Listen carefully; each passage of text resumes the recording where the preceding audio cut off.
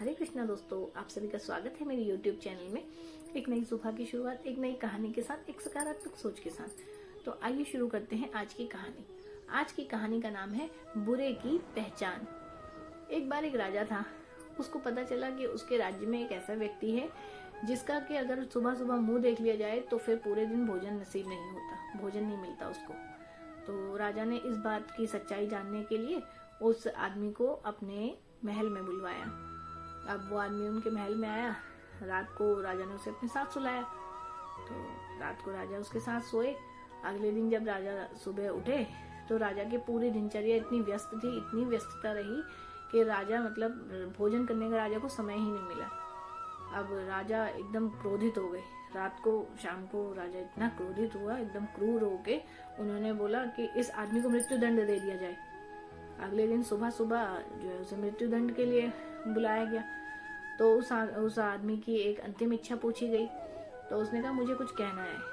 तो उसने बोला राजा जी देखिए, मेरा मुंह देखने के बाद आपको तो सिर्फ भोजन ही नहीं मिला, लेकिन आपका मुंह देखने के बाद मुझे तो सीधा मृत्यु दंड मिल रहा है। तो इस बात को सुन के राजा बहुत लज्जित हुए और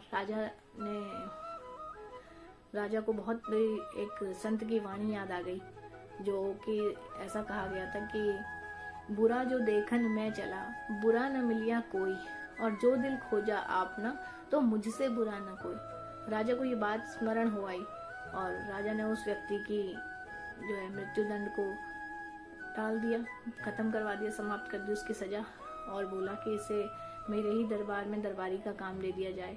इसे यहाँ पे ही काम पे रख लिया। और उसके बाद राजा को अपनी गलती पे पछतावा हुआ। तो इस बात से, इस प्रसंग से हमें यही सीख मिलती है कि हम जो हमें ये लगता है जो हमसे थोड़ा सा निम्न है, थोड़ा सा नीचे है, तो हम उसके ऊपर अपनी इच्छाएं थोपने लग जाते हैं।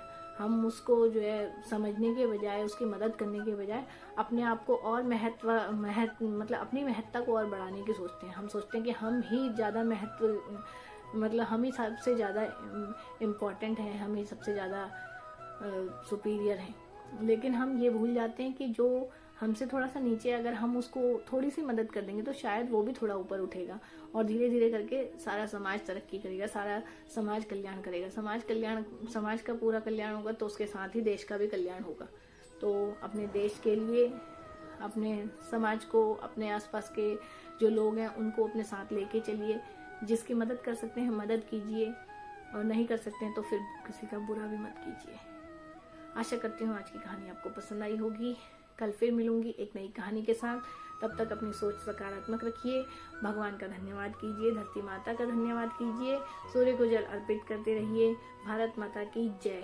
जय जवान जय किसान। हरे कृष्णा हरे कृष्णा। मुझे सुनने के लिए आप सभी का बहुत बहुत धन्यवाद।